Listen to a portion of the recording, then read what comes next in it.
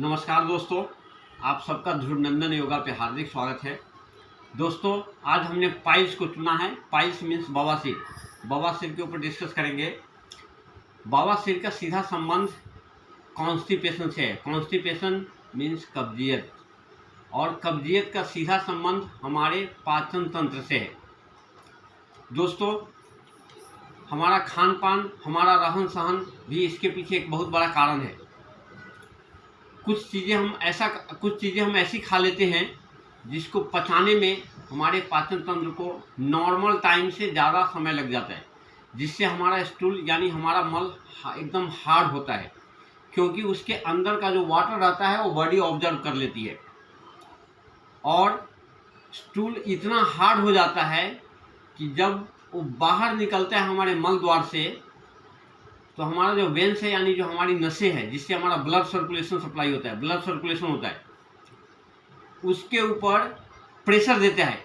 और प्रेशर देने से क्या होता है, उसमें स्वेलिंग आ जाती है हमारे नसों में, यानी फूल जाता है वो नस। और कभी कभी तो स्टूल इतना हार्ड रहता है कि वो अपने साथ कुछ जो नसें रहती है, जो हमारा वेन्स है, उसको बाहर लेकर निकल जाता है दोस्तों। तो हमें सबसे पहले क्या करना है, कॉन्स्टिपेशन के ऊपर अटैक करना है। यानी हमारा खान पान, हमारा रहन सहन ऐसा हो जिससे हमें कॉन्स्टिपेशन कभी नहीं हो। अगर हमें कॉन्स्टिपेशन नहीं होगी तो हमें पाइल्स कभी नहीं हो सकती है, क्योंकि उसका रीजन ही कॉन्स्टिपेशन है। पाइल्स होने का, बवासीर होने का रीजन ही कॉन्स्टिपेशन है। तो दोस्तों, इस वीडियो को अंत तक जरूर देखें, और जो लोग मेरे चैनल पे नए हैं या जिन्होंने अभी तक सब्सक्राइब नहीं किया है, प्लीज़ सब्सक्राइब जरूर करें, वीडियो को शेयर और लाइक भी करें, कमेंट्स भी डालें। अगर कुछ भी आपकी क्वेरीज हो, कुछ क्वेश्चन हो, तो आप कमेंट बॉक्स में अपना क्वेश्चन डाल सकते हैं। तो स्टार्ट करते हैं। कुछ ऐसे आसन, कुछ ऐसा प्राणायाम और कुछ खान पान भी ऐसा आपको बताऊंगा जिससे आपको कॉन्स्टिपेशन को राहत मिलेगी। और कॉन्स्टिपेशन अगर आपका ठीक है तो आपका पाइल्स भी ठीक हो जाएगा। सबसे पहले दोस्तों, हमें पानी बहुत लेना है, यानी वाटर हमें कम से कम 4 लीटर पानी हमें रोज़ एवरीडे पीना है। उसके लिए क्या कीजिए, नॉर्मली 1 लीटर का एक बोतल रखिए और उससे 24 घंटे में 4 बोतल पानी आप एकदम कंपल्सरी पी लीजिए, जिससे आपको पता चले कि चलिए मैंने 4 बोतल पानी। ऐसे ग्लास से आप पीते रहेंगे तो आपको अंदाज़ा नहीं लगता है। पानी हमें बहुत पीना है। फ्रूट जूसेस हमें बहुत लेनी है। लिक्विड फूड बहुत लेना है। लिक्विड फूड यानी सूप लेना है, जूसेस लेनी है, फ्रेश लाइम सोडा लेना है, फ्रेश लाइम वाटर लेना है। लिक्विड फूड हम जितना ज़्यादा लेंगे उतना हमारा स्टूल की हार्डनेस कम होगी, हमारा पाचन तंत्र मजबूत रहेगा। हमें सलाद की मात्रा ज़्यादा लेनी है। कुकुम्बर हमें ज़्यादा खाना है, कैरेट ज़्यादा खाना है। फाइबर वाली जो फूड है या फ्रूट्स है, फल है, रेशेदार फल, उसका उपयोग हमें ज़्यादा से ज़्यादा करना है। जैसे एप्पल हो गया, ऑरेंज हो गया, कीवी हो गया, नाशपाती हो गया, जामुन हो गया, अच्छे से पके हुए बनाना हो गए, पपाया हो गए, प्लम्स हो गया। इन सब चीज़ों का सेवन हमें ज़्यादा करना है। होल ग्रेन, खाने पीने में होल ग्रेन, अक्खा अनाज, बार्ली हो गया, जौ हो गया, ओट्स का सेवन करना है। वाइट राइस के जगह पे हमें ब्राउन राइस के इस्तेमाल करना है। बाजरी, जवारी, रागी का रोटी खाना है। ये सब चीज़ें हमारे कॉन्स्टिपेशन को कम करता है। एक वीडियो मैं अलग से बनाऊंगा डिटेल में कि हमें खाना क्या है इसमें और क्या नहीं खाना है। अभी हम आपको इस वीडियो में आसन बताएंगे, प्राणायाम बताएंगे, योगासन बताएंगे, इम्पोर्टेंट योगासन जो हमारे कॉन्स्टिपेशन को ठीक करते हुए हमारा बाउल मूवमेंट भी अच्छा होना चाहिए। बाउल मूवमेंट, आप पूछेंगे क्या है बाउल मूवमेंट? एक इंटरनली अंदर, पेट के अंदर एक ऐसा मूवमेंट होता है जो हमें योगा प्राणायाम से ही मिलता है। और वो मूवमेंट हमारे आँख से लेकर हमारे मलाशय को स्ट्रेच करता है, मूव करता है, मूवमेंट देता है, जिससे स्टूल ईजिली पास, यानी हमारा जो मल है वो मल द्वार, मलाशय से होते हुए और मल द्वार से ईजिली पास हो जाता है, आसानी से बाहर निकलता है। उसे बाउल मूवमेंट कहते हैं। तो बाउल मूवमेंट के लिए योगा करना है हमें, जिससे हमारा स्टूल आराम से बाहर पास हो जाए। तो दोस्तों सबसे पहले इसमें हमें कपालभाति करना है। कपालभाति जो हमारे पाचन तंत्र को हमेशा अच्छा रखता है, पाचन तंत्र। उसके बाद जो दूसरा है वो है अश्विनी मुद्रा, जो तीसरा है वो है मूल बंध, और जो चौथा है वो है अग्निसार प्राणायाम या क्रिया बोल सकते हैं। इस चारों के ऊपर मैं ऑलरेडी वीडियो बना के अपने यूट्यूब चैनल पे डाल चुका हूँ। ठीक इस वीडियो के पहले मैंने ये वीडियो सब डाला है, अग्निसार के ऊपर, मूल बंध के ऊपर, अश्विनी मुद्रा के ऊपर। आप विस्तृत जानकारी के लिए मेरे यूट्यूब चैनल पे जाके और उसका लाभ उठा सकते हैं। फिर भी आपको इस वीडियो में ब्रीफली आपको बताऊंगा कि आपको करना कैसा है। कपालभाति तो आप सबको मालूम है कि कपालभाति कैसे करते हैं। जो दूसरा है अश्विनी मुद्रा, अश्विनी मुद्रा में हमें क्या करना है, कोई भी पोजीशन लेनी है। ये पोजीशन ले लीजिए, या पद्मासन में बैठ गए या वज्रासन में बैठ गए, कोई भी पोजीशन हम ले लेंगे। यहाँ पे क्या करते हैं हम, इसमें हम सांस लेते हुए, जब हम सांस लेते हैं तो अपने स्टमक को भी थोड़ा सा अंदर की तरफ खींच लेना है सांस लेते हुए। और जो हमारा एनस है, एनस यानी मल द्वार जिसे बोलते हैं, उसको सेम टाइम पे ऐसा कॉन्ट्रैक्ट करते हुए और अंदर की तरफ खींच लेना है। यानी जो हमारा मल द्वार है उसे हम सिकोड़ते हुए और सांस लेते हुए, जिस समय हम सांस लेंगे उसी टाइम पे, सेम टाइम पे थोड़ा अंदर की तरफ खींच लेंगे उसको, और फिर सांस छोड़ते हुए उसे छोड़ देंगे।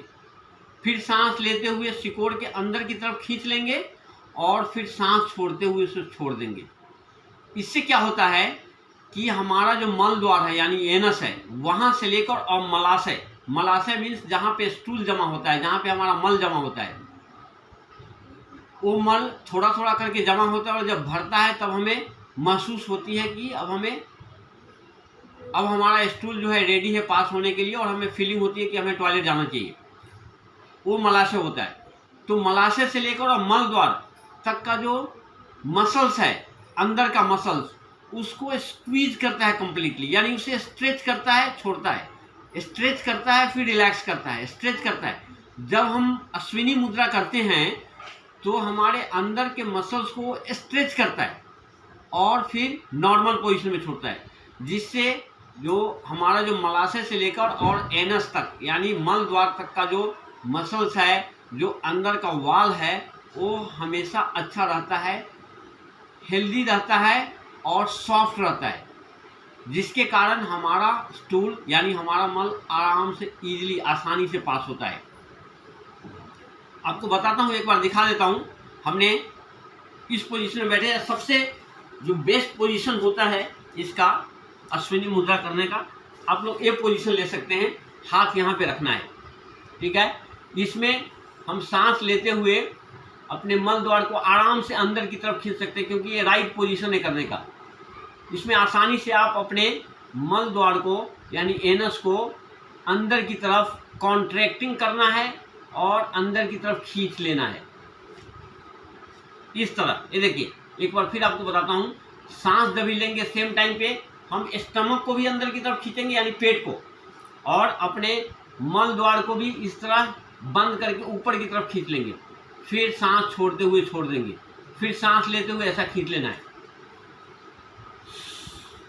अभी हमने सांस लिया और मैं अपने एनस को यानी मल द्वार को और स्टमक को, दोनों को अंदर की तरफ खींच कर रखा हूँ, और फिर सांस छोड़ते हुए हमने उसको नॉर्मल पोजीशन में यानी रिलैक्स पोजीशन में छोड़ दिया। फिर सांस लेना है, अंदर की तरफ खींच लिया हमने अपने स्टमक को भी यानी अपने पेट को भी और अपने मल द्वार को भी अंदर की तरफ कंप्लीटली, और फिर सांस छोड़ते हुए उसको हमने रिलैक्स पोजीशन में यानी नॉर्मल पोजीशन में उसको छोड़ दिया। तो ये होता है अश्विनी मुद्रा। इसके बहुत सारे फायदे हैं, आप मेरे YouTube चैनल पे जाकर देख सकते हैं कि उसके कितने फायदे हैं। जो तीसरा प्राणायाम है वो है मूल बंध।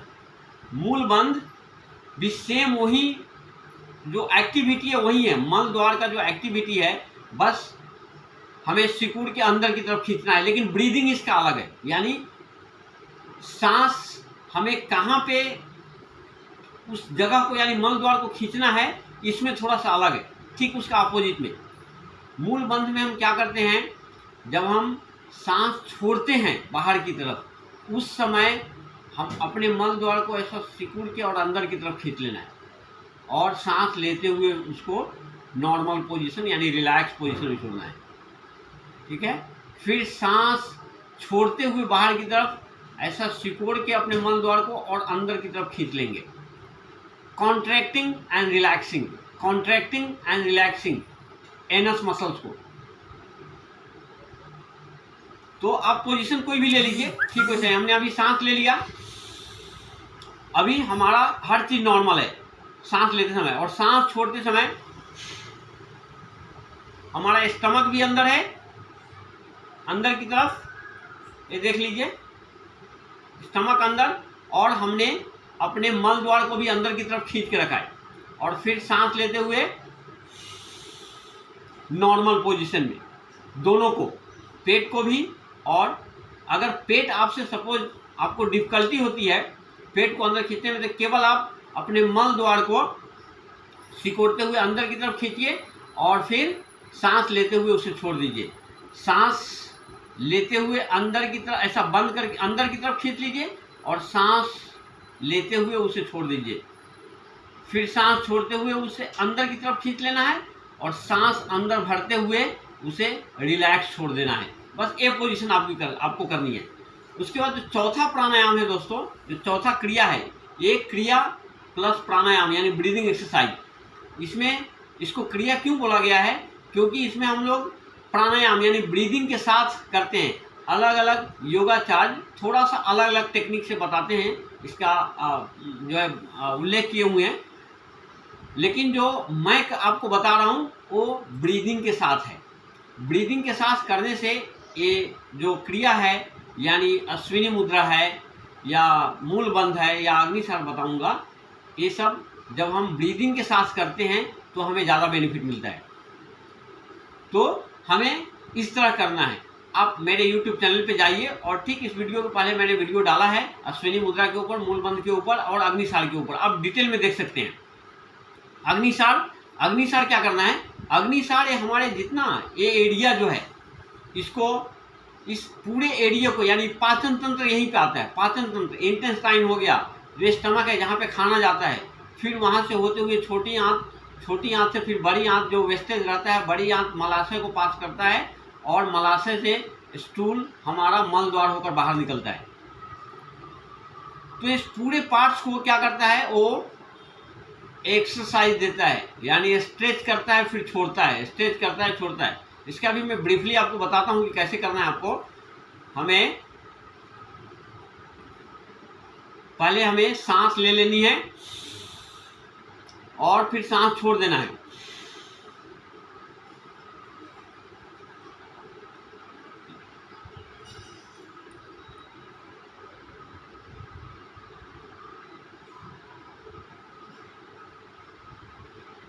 आपने देखा कि किस तरह हमारा जो ये स्टमक है मूव कर रहा है, अंदर जा रहा है फिर बाहर आ रहा है, अंदर जा रहा है। तो इससे क्या होता है, जितना हमारा ये अंग है इंटरनल अंग जो पाचन तंत्र है, पाचन तंत्र के साथ साथ हमारा किडनी भी इधर है, लीवर है, पैनक्रियास है जो हमारे ब्लड शुगर लेवल को कंट्रोल करता है, और जितना भी अंग है पेट के अंदर, ये सबके फंक्शन को यानी उसके कार्य प्रणाली को अच्छा कर देता है और हमारा पाचन तंत्र एकदम अच्छे से हेल्दी हो जाता है, स्वस्थ होता है और पाचन क्रिया हमारी मजबूत हो जाती है। यानी जो डाइजेस्टिव सिस्टम है वो इम्प्रूव हो जाता है। और डाइजेस्टिव सिस्टम अगर आपका एकदम अच्छा है तो फिर आपका जो मल है यानी आपका जो स्टूल है वो लूज रहेगा और वो इजीली पास होगा। तो ये 4 प्राणायाम करना है दोस्तों, कपालभाति, अश्विनी मुद्रा, मूल बंध और अग्निसार। अभी आपको कुछ आसन हम बताएंगे, इजी आसन, जो कि आप एनी टाइम कभी भी कर सकते हैं। इसमें हम सबसे पहले 2 सीटिंग आसन आपको हम बताएंगे, 2 से 3 सीटिंग आसन। ये देखिए आपको इस एंगल से बताते हैं दोस्तों। पहले में इधर बैठ जाना है सर, एकदम आसान आसन है। इसमें बैठना है यहाँ पे और सांस लेते हुए यहाँ पे सांस लेना है, यहाँ पे छोड़ देना है, यहाँ पे सांस ले लेना है, यहाँ पे छोड़ देना है। यानी ये जो थाई है इससे स्टमक के ऊपर प्रेशर देना है इस पोजीशन में आने के बाद। और हमारा जो मल द्वार है, जो एनस है, उसको ढीला छोड़ना है, उसको टाइट नहीं कुछ करना है, उसको एकदम ढीले पोजीशन में उसको रखना है। सांस लिया, सांस छोड़ दिया, सांस अंदर भर लिए, सांस छोड़ दिए। Inhale exhale, inhale exhale, completely इस पोजीशन में आ जाना है। ये देखिए इस पोजीशन में सांस छोड़ते हुए यहाँ पे। इससे हमारा बाउल मूवमेंट भी क्लियर होता है और स्टूल जो हमारा जो नहीं हो रहा है, स्टूल होने में प्रॉब्लम है, वो भी हमारा मल द्वार से लेकर और मलाशय तक इस पूरे जगह को क्लियर करते हुए और स्टूल को इजीली पास करता है। जो नेक्स्ट है दोस्तों वो है, उसका नाम ही है मलासन, मल आसन। ये देखिए ये पोजीशन में आपको बैठना है, ये पोजीशन, और अपने बैक को सीधा रखना है, अपने बैक को सीधा रखना है। यह है हमारा मलासन पोज। इसमें आप 5 से 7 मिनट 10 मिनट आप जितना बैठ सकते हैं अपने कैपेसिटी के हिसाब से, अपनी क्षमता के हिसाब से उतना बैठना है। जो पहले वाला मैं बताया हूँ आसन, वो भी आप 10-10 का 2 सेट या 15-15 का 2 सेट कर सकते हैं। इसमें भी आप 5 मिनट 10 मिनट 15 मिनट बैठना है। उसके बाद जो नेक्स्ट है इसी का वेरिएशन है। इसमें क्या करना है हमें, ये देखिए हम टोज पे आ गए, ये देखिए एडी जो है हमारा ऊपर की तरफ चला गया और केवल हम पैरों की उंगली पे हैं। और फिर यहाँ पे हमने सांस ले लिया, हमने यहाँ पे सांस छोड़ दिया। इनहेल करते हुए यहाँ पे, एक्सहेल करते हुए यहाँ पे, सांस लेते हुए यहाँ पे सांस छोड़ते हुए, यहाँ पे फुल्ली कंप्लीट सांस ले लेना है, अंदर भर लेना है और यहाँ पे सांस छोड़ देना है। ये आपको 10-10 का 2 सेट कीजिए। ये 2-3 सिटिंग आसन सिंपल है, बट आपको 10-10 बार करते करते ही आपको फीलिंग होगा कि हमें अब टॉयलेट जाना चाहिए। 1 हफ्ते के अंदर आपको जो पाइल्स है, आपका जो कॉन्स्टिपेशन है, उससे आपको रिलैक्सेशन मिलेगा। कॉन्स्टिपेशन के ऊपर अगर आपने विजय पा लिया तो आप पाइल्स के ऊपर विजय पा लिए। तो सबसे पहले, जैसा आपको पहले भी बता चुका हूँ, कॉन्स्टिपेशन के ऊपर हमें विजय पाना है। यानी कॉन्स्टिपेशन खत्म, पाइल्स खत्म।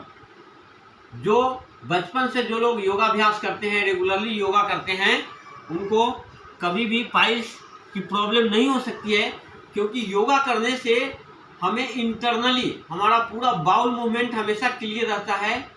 हम जब कपालभाति करते हैं और बेसिक प्राणायाम सब करते हैं, स्ट्रेचिंग करते हैं, वार्म अप करते हैं, तो हमारा बाउल मूवमेंट सब हमेशा क्लियर रहता है। वॉकिंग करना दोस्तों, रनिंग करना, जॉगिंग करना, स्विमिंग करना, ये सब बहुत ही इम्पोर्टेंट है। हमें हमारे फिटनेस के साथ साथ एक्सटर्नली फिटनेस यानी फिजिकल फिटनेस के साथ साथ इंटरनल फिटनेस भी देता है। तो योगा करना दोस्तों बहुत ज़रूरी है। अभी जो नेक्स्ट आसन मैं आपको बताने जा रहा हूँ, उसके पहले दोस्तों 2-3 बातें और बताना चाहता हूँ आपको। थोड़ा बहुत जो इम्पोर्टेंट चीज़ है जो आपको खाना नहीं चाहिए, वो है मैदे से बनी हुई कोई भी चीज़ें हमें नहीं खानी है। मैदा का कोई भी आइटम हो,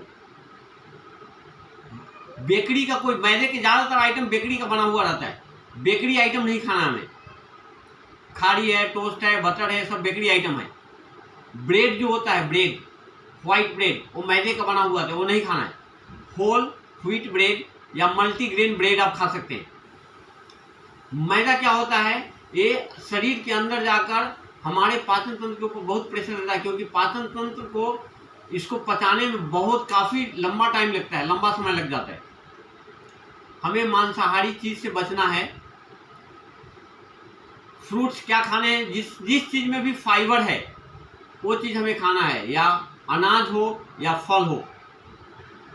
वो आप गूगल पे जाकर सर्च भी कर सकते हैं कि फाइबर रिच फूड कौन सा है और फाइबर रिच फ्रूट्स कौन सा है, फल कौन सा है। ऑरेंज, पपाया, नाशपाती, जिससे हमारा बाउल मूवमेंट क्लियर रहे। एप्पल्स, अच्छे से पके हुए बनाना, कीवी, ये सब हमें ज़्यादा से ज़्यादा खाना है। हमें स्मोकिंग नहीं करनी है, अल्कोहल नहीं लेना है। इन सब चीज़ों पे ध्यान देना है। फ्राइड आइटम सबसे इम्पोर्टेंट चीज़, जो तली हुई चीज़ें हैं, फ्राइड आइटम है, वो तो हमें खाना ही नहीं है। ज़्यादा मसाले वाली चीज़ नहीं खाना है, जंक फूड खाना नहीं खाना है, पिज़्ज़ा, बर्गर, बाहर की पैक्ड फूड नहीं खानी है। ये सब हमारे पाचन तंत्र को स्लो डाउन कर देता है, यानी धीमा कर देता है। आप तली हुई चीज़ें खाएंगे, उसमें तेल बहुत ज़्यादा रहता है और हमारे पाचन तंत्र को उसको पचाने में बहुत टाइम लग जाता है, काफ़ी नॉर्मल टाइम से ज़्यादा टाइम लग जाता है। और जो उससे क्या होता है, हमारा डाइजेशन धीरे धीरे धीरे धीरे समय के साथ और कमज़ोर होता चला जाता है। तो हमें इन सब चीज़ों पे ध्यान देना है दोस्तों। और पानी जितना ज़्यादा से ज़्यादा, जैसे आपको बताऊं, कम से कम 4 से 5 लीटर पानी डेली। शाम का खाना हमें समय पे खाना है और खाना खाने के 2 घंटा के बाद सोना है। 8-9 बजे तक, अगर 8 बजे तक खाना खा लिया मैक्सिमम और 10 बजे तक सो गए तो बहुत अच्छे। इसके लिए खान पान और रहन सहन, यानी हमारा लाइफ स्टाइल, वो भी डिपेंड्स करता है कि कैसा है। चलिए अभी नेक्स्ट जो आसन है वो हम आपको बताते हैं दोस्तों, इस एंगल से बताएंगे। मंडूकासन। मंडूकासन करने से क्या होता है, हमारा जो स्टमक रिलेटेड जो भी प्रॉब्लम है, आपको इस एंगल से बताएंगे हम। स्टमक रिलेटेड जो भी प्रॉब्लम है वो सारा खत्म, गैस्ट्रिक हो, एसिडिटी हो, कुछ भी हो।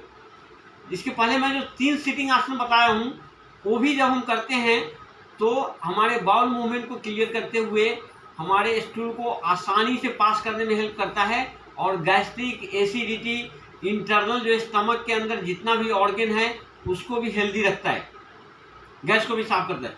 इसमें मंडूकासन में आपने देखा भी होगा ऐसे बहुत सारा वीडियो। मंडूकासन आपको करना कैसा है, पहले हम सांस लेकर और सांस छोड़ देना है। स्टमक को थोड़ा सा अंदर खींचना है, खींच के और हमें इस तरह मुट्ठी बनाना है और अपना जो नाभि है, नाभि के दोनों तरफ इसे ऐसा दबा लेना है। जो अंगूठा है हमारा, जहाँ से हम फोल्ड किए हैं, वो नाभि के दोनों साइड ऐसा रखना है, दबाना है और फिर आराम से सांस छोड़ते हुए यहाँ तक आना है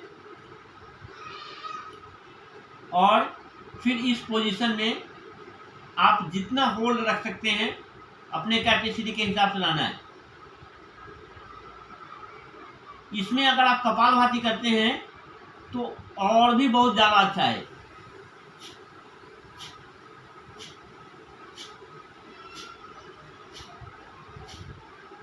इस तरह मंडूकासन पोज लेने के बाद अगर कपालभाति करते हैं तब तो आपका स्टमक, आपका पाचन तंत्र और साफ हो जाता है, पाचन तंत्र और मजबूत होता है और पूरे हमारे स्टमक को क्लीन करता है,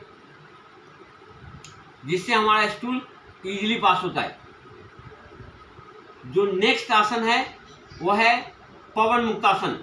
पवन मुक्तासन भी हमारे गैस्ट्रिक, एसिडिटी को खत्म करते हुए और हमारे पाचन तंत्र को सुधारता है।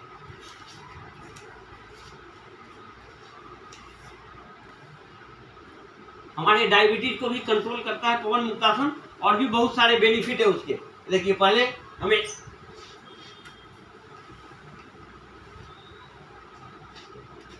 इस पोजीशन में हमें सो जाना है बैक के ऊपर और फिर सिंगल लेग को उठाकर ऐसा प्रेशर देना है और हेड को सांस छोड़ते हुए उठा लेना है। फिर हेड को नीचे, पैर को नीचे। ऐसा हम दूसरे पैर से भी करेंगे। फिर दोनों लेग को भी, यानी दोनों लेग को एक साथ ऊपर उठाएंगे आराम से फोल्ड करेंगे यहाँ तक, सांस लेते हुए दोनों को लॉक कर लेंगे और सांस छोड़ते हुए यहाँ पे हमें अपनी क्षमता के हिसाब से फोल्ड करना है, यानी रुकना है। फिर हेड को नीचे और पैर को नॉर्मल पोजीशन में लेके आना है। इसमें भी अगर आप कपालभाति करते हैं इस पोजीशन में तो और ज़्यादा डबल बेनिफिट, आपको और ज़्यादा लाभ आपको मिलेगा कॉन्स्टिपेशन को हल करने में, यानी कब्जियत को खत्म करने में। जैसे आपने एक पोजीशन ले लिया और फिर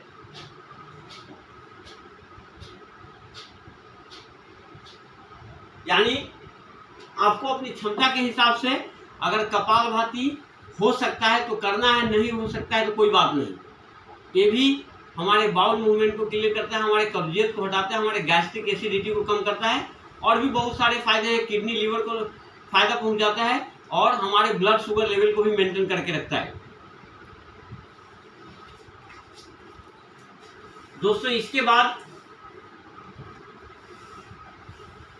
2-3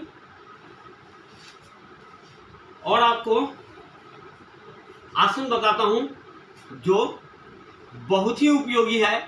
आप मॉर्निंग में बेड जैसे ही आपकी नींद खुलती है, आपका जो स्टूल है वो साफ नहीं रहता है, हमेशा कब्जियत रहता है, तो आप सबसे पहले उठते ही क्या कीजिए, बेड पे लेटे लेटे ही आप जितना कर सकते हैं उतना दोनों लेग को up and down 40 times 50 times जितना हो सकता है उतना आप करेंगे तो ये हमारे बाउल मूवमेंट को क्लियर करता है, हमारे स्टूल को इजीली पास करता है बाहर की तरफ।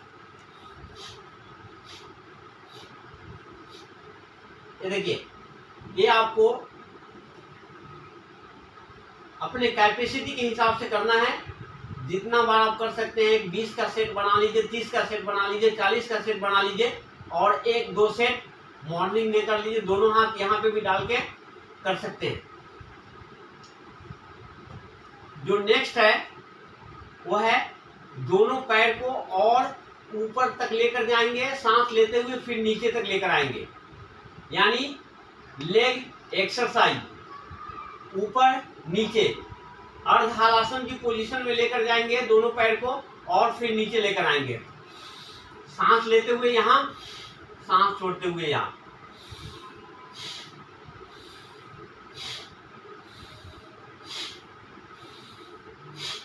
इससे भी हमारा जो डाइजेशन सिस्टम है वो भी इम्प्रूव होता है, हमारा पाचन तंत्र अच्छा होता है, हमारा जो स्टमक यानी गैस्ट्रिक एसिडिटी वो बाहर होता है, हमारे जो बेली फैट है उसको थाई फैट और जो वेस्ट का फैट है उसको भी कम करता है।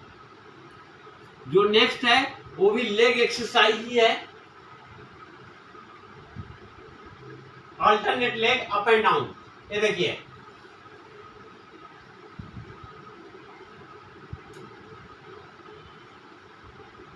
इस तरह आपको नॉर्मल ब्रीदिंग में alternate leg up and down करना है। जो नेक्स्ट है वो सर्कलिंग, दोनों लेग को हमने ऊपर उठा लिया, फिर आराम से इसको सर्कल देना है दोनों लेग को। द्वैपद चक्रासन, सांस लेते हुए ऊपर और सांस छोड़ते हुए नीचे। क्लॉकवाइज भी करेंगे अपनी क्षमता के हिसाब से 5 से 10 बार और फिर एंटी क्लॉकवाइज यानी रिवर्स में भी।